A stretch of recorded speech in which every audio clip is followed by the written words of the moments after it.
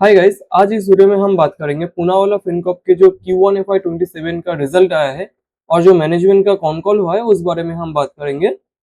तो पहले जो है इनका जो बिजनेस मॉडल है उस बारे में हम थोड़ा बात कर लेते हैं। तो पूनावाला फिनकॉर्प एक मीडियम साइज एक एनबीएफसी है, डाइवर्सिफाइड एनबीएफसी है, जिनके मोटा मोटी करके 70,000 करोड़ का एयूएम है। ठीक है, और इनका जो प्रोडक्ट ऑफरिंग भी है वो बहुत ही डाइवर्सिफाइड है।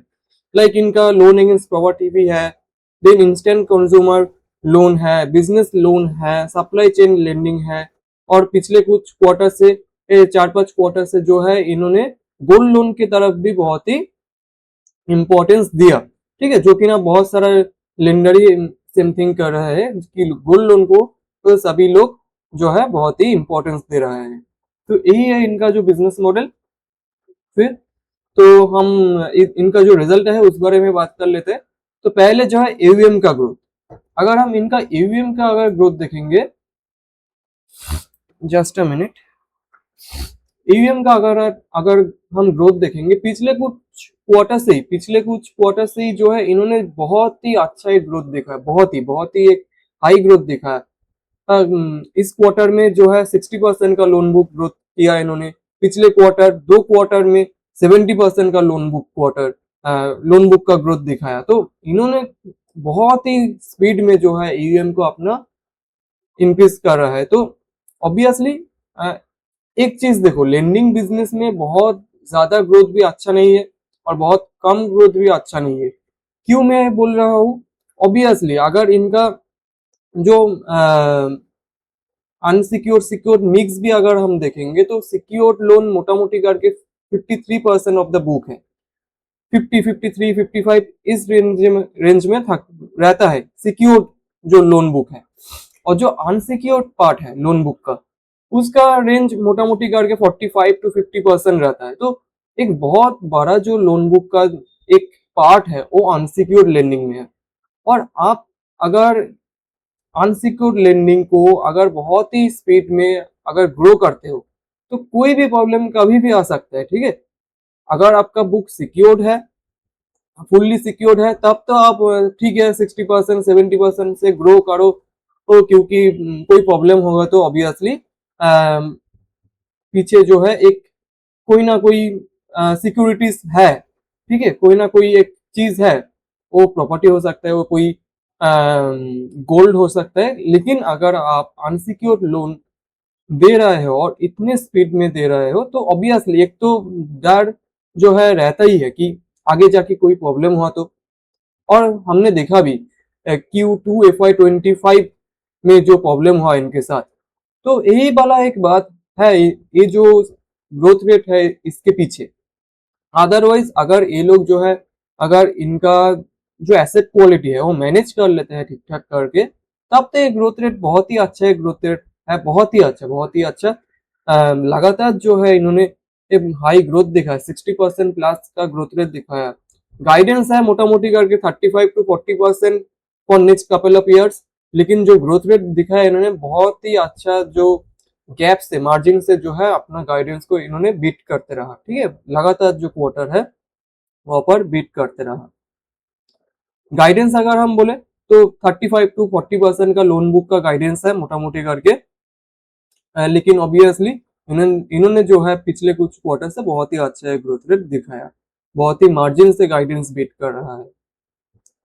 और अगर हम सेगमेंट वाइज अगर ग्रोथ अगर हम देख लेते हैं तो इनका जो एग्जिस्टिंग पोर्टफोलियो है वहां पर हम देखेंगे तो लैब जो है 30% ऑफ द पोर्टफोलियो है मोटा मोटी का, 28% ऑफ द पोर्टफोलियो है, जो कि ना क्वार्टर ऑन क्वार्टर 12% से ग्रो किया।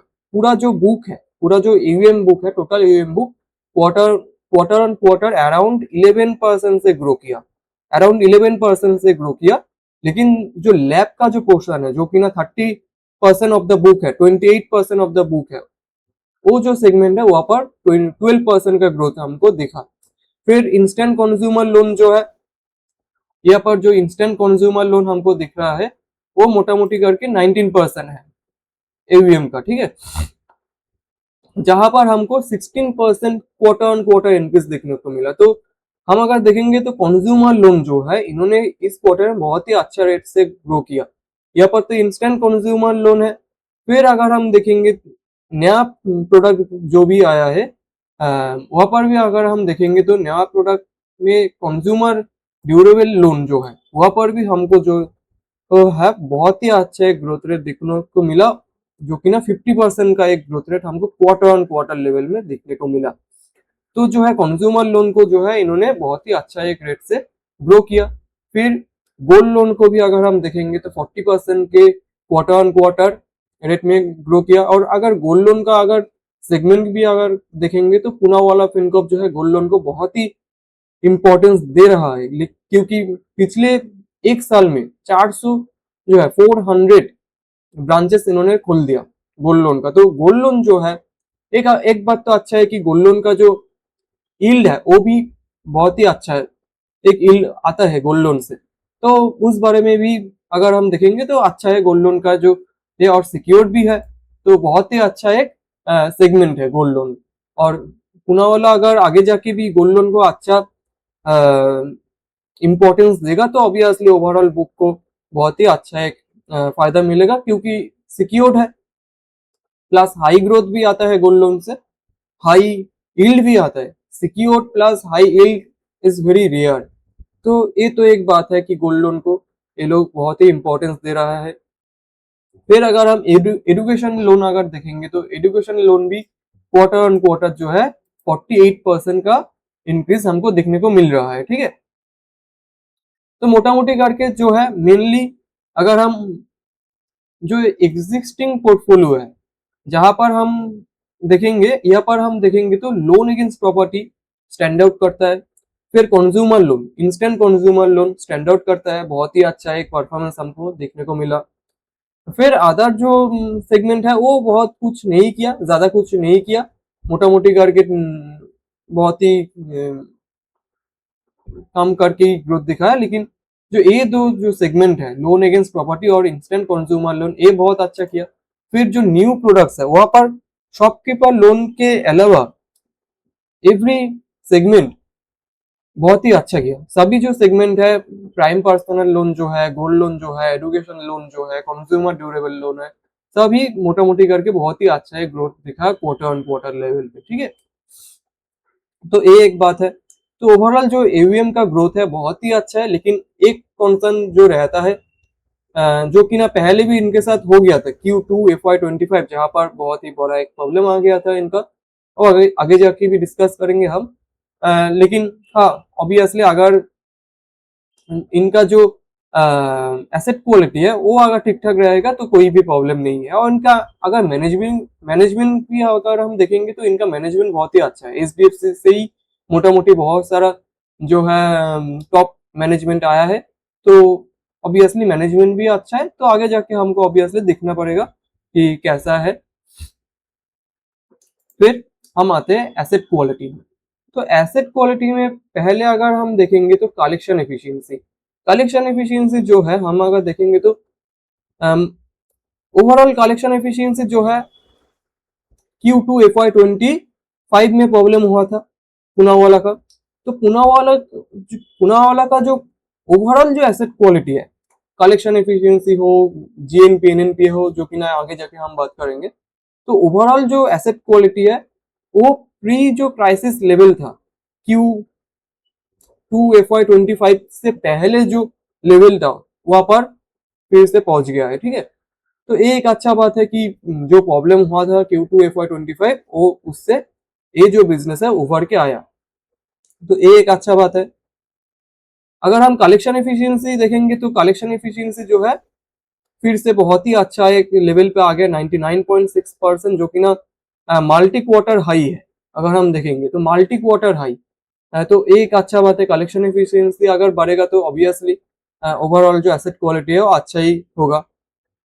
फिर अगर हम जीएनपीए अगर देखेंगे, जीएनपी एनएनपीए फिर से अगर हम देखेंगे तो जीएनपी एनएनपीए जो है लगातार जो है इम्प्रूवमेंट दिखा रहा है। ठीक है, जीएनपी एनएनपीए जो है लास्ट Q1 FY25 में कहाँ पर था, 1.84% में था जीएनपीए, वो कि ना अभी चला आया 1.37, जो कि ना जो प्री क्राइसिस लेवल था अराउंड अराउंड 1.3 1.4 इस तरह का लेवल था उनका, तो वहां पर आ गया है मोटा मोटी करके। तो एक अच्छा बात ऑब्वियसली है कि वो जो पहले जो इनका जीएनपीए का रिकॉर्ड था 1.3 1.4 1.5 उस लेवल पे फिर से आ गया है, ठीक है।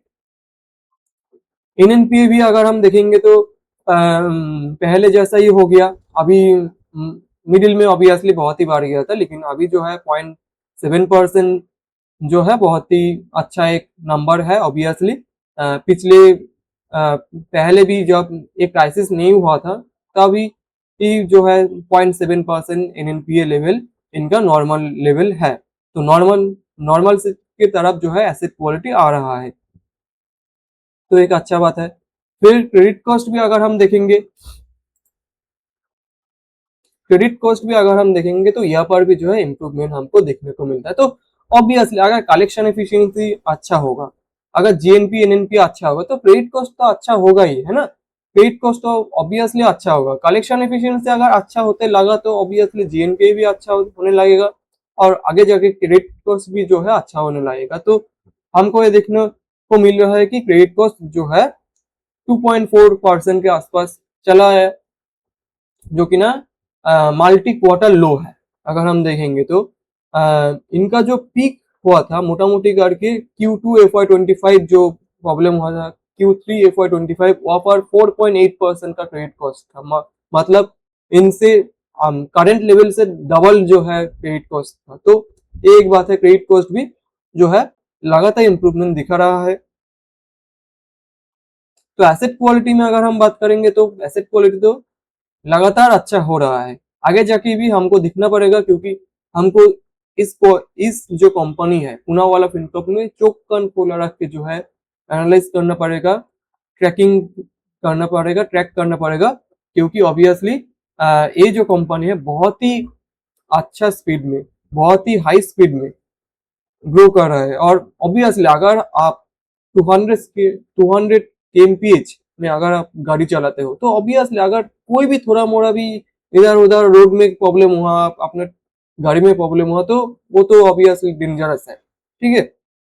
तो यही वाला बात है एनबीएफसी बिजनेस में भी, ये काइंड ऑफ एक गाड़ी चलाना होता है, बहुत स्लो भी अच्छा नहीं है, बहुत ज्यादा भी अगर हो जाए तो हमको जो है बहुत ही जो है बारीकी से हमको एनालाइज करना पड़ेगा, ठीक है। तो यही बात है। फिर हम अगर इनका नेट इंटरेस्ट इनकम देखेंगे, तो यहाँ पर जो है 84% का ग्रोथ है इस क्वार्टर में। अगर हम कुछ क्वार्टर पहले जाए, कुछ क्वार्टर पीछे पीछे जाए, तो वहां पर हम देखेंगे कि एनआईआई का ग्रोथ जो है, नेट इंटरेस्ट इनकम का जो ग्रोथ है, वो बहुत ही कम होता था। मतलब ईवीएम ग्रोथ होता था लगभग 50% 40% 60% से, लेकिन एनआईआई जो है वो ग्रो करता था 20% 25% से। तो पूनावाला फिनकॉर्प ने जो किया था Q2 FY25 के बाद में, उनका जो secured part of the book है उसको बहुत ही जो है इंपॉर्टेंस दिया था। तो secured part of the book अगर इंपॉर्टेंस पाएगा तो ऑब्वियसली जो है ईवीएम ग्रोथ और एनआईआई जो है वहां पर जो है डाइवर्जेंस हमको देखने को मिलेगा। क्यों देखने को मिलेगा? एनआईआई का जो कंपोनेंट है वो क्या है? रेवेन्यू ग्रोथ है। रेवेन्यू ग्रोथ मतलब क्या? Interest income. और एक कंपोनेंट जो है वो है कि इंटरेस्ट एक्सपेंस। तो पूनावाला का जो कॉस्ट ऑफ बोरोइंग्स है वो तो मोटा मोटी करके इंप्रूव ही किया, लेकिन फिर भी जो है एनआईआई जो है उतना स्पीड में ग्रो नहीं किया। क्यों नहीं किया था? क्योंकि ऑब्वियसली अगर एक कंपनी अगर सिक्योर्ड लोन बुक को अगर इंपॉर्टेंस देगा तो ओवरऑल जो पोर्टफोलियो यील्ड है वो कंप्रेस होगा। मतलब समझो, मैं एक 100 रुपीज का एक लोन दिया, कोई किसी को एक सिक्योर लोन दिया, तो वहां पर मैं कितना चार्ज करूंगा? 10%। एक अनसिक्योर्ड होगा तो 20% चार्ज करूंगा। तो 100 रुपीज में एक जगह मुझको मिल रहा है कितना? 10 रुपीज। और और एक जगह जो है अनसिक्योर्ड जो जगह है वहां पर कितना मिल रहा है मुझको? 20%। तो ऑब्वियसली आगे पहले जो है लेट्स से पहले जो है मैंने अनसिक्योर्ड लेंडिंग किया था 100 रुपीज का, जहां पर मुझको 20 रुपीज का जो है इंटरेस्ट इनकम देखने को मिला। फिर जो है अगले साल क्या किया, मैंने 200 रुपीज का लेंडिंग किया, लोन दिया किसी को, लेकिन ये वाला जो है सिक्योर्ड लोन था जो कि ना 10% रेट में है। तो पहले साल में क्या हुआ था, 100 रुपीज दिया, उसके बदले मुझको मिला 20 रुपीज। सेकेंड ईयर में क्या हुआ, मैंने 200 रुपीज लेंड किया, उसके बदले मुझको क्या मिला 20 रुपीज। तो यहाँ पर आप देखेंगे कि लोन बुक तो डबल हुआ, जो एवीएम ग्रोथ है वो 100% है, लेकिन मेरा जो इंटरेस्ट इनकम है वो क्या है, वो तो 0% हुआ। क्यों हुआ, क्योंकि मेरा अनसिक्योर्ड जो बुक है उसका पोर्शन हो गया 0, और सिक्योर जो लोन बुक हुआ उसका पोर्शन हो गया 100%, जो कि ना पहले था 0%। तो इसलिए ही पूनावाला क्या किया, Q2 FY25 के बाद में उनका सिक्योर्ड लोन बुक था अराउंड अराउंड 49%, वो बढ़कर चला आया कहाँ पर, 57 पर। ठीक है, 57 पर आ गया। उस वजह से जो है इनका जो एनआईआई का ग्रोथ रेट था बीच में, वो बहुत ही कम आता था वर्सेस की ईवीएम ग्रोथ। लेकिन फिर से अगर हम देखेंगे कि उनका जो secured part of the book अगर हम देखेंगे तो अभी जो है फिर से कम होके चला है कि कहाँ पर 53% में। उसके वजह से ही हमको फिर से क्या देखने को मिल रहा है कि ईवीएम ग्रो किया कितने रेट पे, 62% के रेट में। एनआईआई कितना रेट में ग्रो किया, 84% के रेट में। तो यहाँ पर ही ये बात आता है कि फिर से जो है वो जो एक्स्ट्रा जो पैसा मिलता था इनको, वो जो है फिर से वापस आ रहा है। ठीक है, तो यही बात है कि एनआईआई जो है फिर से एक पेस पकड़ रहा है, जो कि ना बहुत ही एक लैग हुआ करता था पिछले कुछ क्वार्टर से। इनका अगर कॉस्ट ऑफ बोरोइंग्स भी अगर हम देखेंगे तो मोटा मोटी करके जो है ऊपर के लेवल से नीचे ही आया है। थोड़ा बहुत यहाँ पर इंक्रीज हुआ, लेकिन वो तो छोटा मोटा इंक्रीज होता ही रहता है। तो ओवरऑल जो कॉस्ट ऑफ बोरोइंग है मोटा मोटी करके इम्प्रूव किया। ठीक ठीक है, और आगे जाके मैनेजमेंट जो बता रहा है कि ये जो रेंज है, इस जो रेंज है 7.2 7.7 7.8 यह पर ही मोटा मोटी करके रहेगा जो कॉस्ट ऑफ बोरोइंग्स है। ठीक है, तो यही बात है। तो हम क्या एक्सपेक्ट कर सकते हैं कि एनआईआई जो है मोटा मोटी करके फिर से आउटपेस करना शुरू कर सकता है, अगर जो है लोन बुक का जो परसेंटेज है सिक्योर्ड परसेंटेज वो अगर थोड़ा बहुत फिर से कंप्रेस करता है। लेकिन मुझे नहीं लगता कि यहाँ पर बहुत बड़ा एक चांस है, जो सिक्योर्ड बुक है अभी 53% वहां पर मुझे तो नहीं लगता कि पुणे वाला फिर से 50% के नीचे जाएगा। ठीक है, 50% पीक था मोटा मोटी करके, शायद Q2 FY26 वहां पर 57% ऑफ द लोन बुक था सिक्योर, अभी हुआ है 53%। तो मोटा मोटी करके हम एक्सपेक्ट कर सकते हैं कि यहाँ पर ही रहेगा आगे जाके।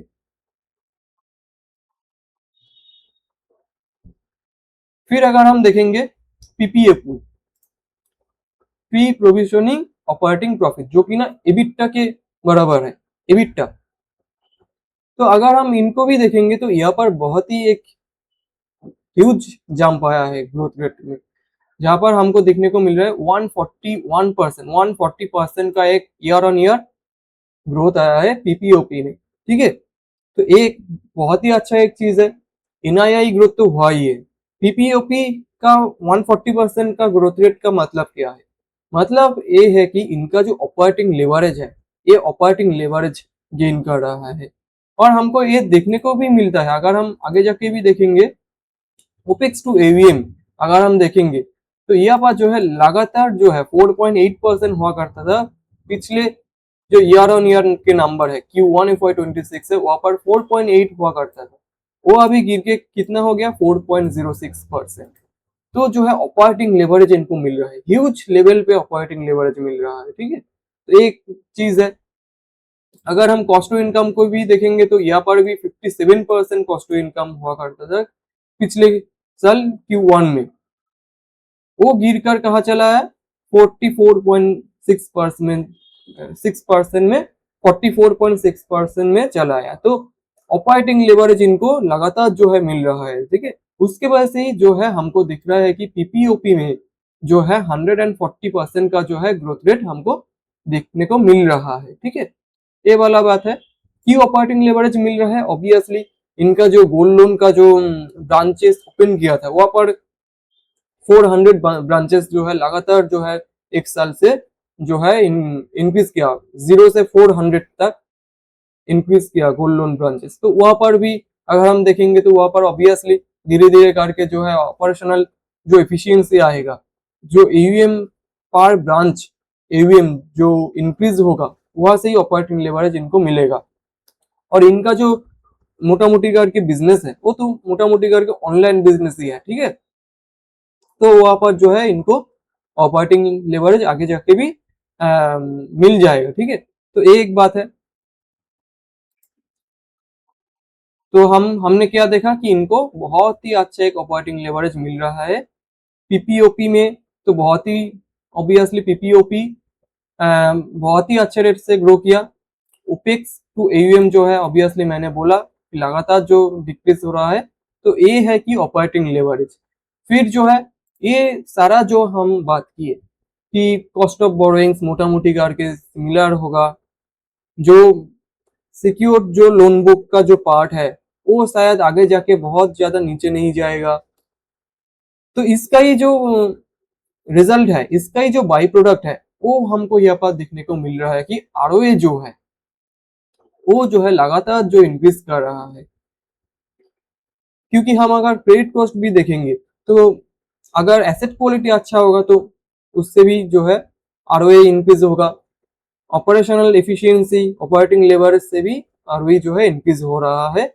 और मैनेजमेंट का जो गाइडेंस है, मैनेजमेंट का गाइडेंस है कि नेक्स्ट Q1 मतलब Q1 FY28 Q1 FY28 तक जो है आरओए का नंबर जो है 2% से 3.3 to 3.5% तक चला जाएगा। तो मैनेजमेंट एक्सपेक्ट कर रहा है कि आरओई आगे जाके और भी इंप्रूव करे। मेनली कैसे इंप्रूव करेगा? जो मैंने बताया कि इंप्रूविंग यील्ड्स, पोर्टफोलियो यील्ड जो है आगे जाके और अच्छा होगा।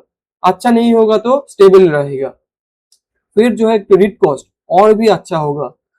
ऑपरेशनल एफिशिएंसी जो हमने दिखा इतने लगातार जो मैंने बात किया कि asset quality, secured loan book mix और जो है ऑपरेशनल एफिशिएंसी जो है, तो उसकी वजह से ही जो है आरओई आगे जाके और भी अच्छा होगा। अभी है 2% के आसपास। पहले था कहाँ पर 1.2 यहाँ पर था Q3 FY26 में। फिर जो है 1 पॉइंट जो है 81% हुआ Q4 FY26 में। वो फिर से बढ़कर चला है 1.98% के आसपास, जो कि ना मैनेजमेंट कह रहा है कि नेक्स्ट 1 ईयर में हम ये जो नंबर है इनको जो है 3 to 3.5% के आसपास ले जाएंगे। तो ऑब्वियसली आरओई अगर इंक्रीज होगा तो अच्छा होगा। फिर और एक चीज जो है लेवरेज। लेवरेज अगर हम देखेंगे तो इनका जो लेवरेज है ये है मोटा मोटी करके ये है debt to equity ratio. Leverage मतलब क्या होता है कि एसेट टू इक्विटी। तो एसेट टू इक्विटी मोटा मोटी करके 4.82x है, जो कि ना एक अच्छा एक लेवरेज है। और इन्होंने जो है पूनावाला फिनकॉर्प जो है एक बहुत ही एक प्रोमोटर जो ग्रुप है इनका, पूनावाला ग्रुप का जो एक कंपनी है, तो इनका प्रोमोटर बैकिंग भी अच्छा है। तो ये लोग जो है अच्छा खासा जो है लेवरेज कर सकते हैं, ठीक है। छोटा कंपनी जो होता है जिसका प्रोमोटर बैकिंग नहीं होता, मोटा मोटी बड़ा जो प्रोमोटर बैकिंग है, प्रोमोटर ग्रुप का जो बैकिंग होता है वो अगर नहीं होता तो क्या होता कि लेवरेज जो है कम होता। 3x लेवरेज, 4x लेवरेज उससे ज्यादा नहीं होता। यहाँ पर हमको क्या देखने को मिल रहा है कि लेवरेज 5x 6x लेवरेज भी अगर हम यहाँ पर देखेंगे तो पिछले जो क्वार्टर था वहां पर मोटा मोटी करके 6x लेवरेज जो हमको देखने को मिला था। तो जो है ऑपरेटिंग सॉरी लेवरेज भी जो है इनका इंक्रीज होगा। और इन्होंने जो किया कहा मैनेजमेंट ने जो कहा कि नेक्स्ट 4-5 क्वार्टर के लिए हमारा जो लेवरेज है वो इंक्रीज होगा, क्योंकि हम नेक्स्ट 4-5 क्वार्टर के जो ग्रोथ है वहां पर हमको कोई एक्सटर्नल इक्विटी जो है डायलूट करने को नहीं पड़ेगा। जो इंटरनल जो फ्लो है मनी का वह से ही हम ग्रोथ को फ्यूल करेंगे। तो क्या होगा, आगे जाके लेवरेज और भी बढ़ेगा। ठीक है, अभी जो है आरओई कितना है, 2x आरओई, 2% आरओई है। लेवरेज कितना है, अराउंड 5x लेवरेज है। तो ओवरऑल जो आरओई है, आरओई का फॉर्मूला क्या है, आरओए माइन into leverage, ROA into leverage is equal to ROE. तो आरओए है 2%, लेवरेज है 5x, तो आरओई जो है अराउंड 10% है।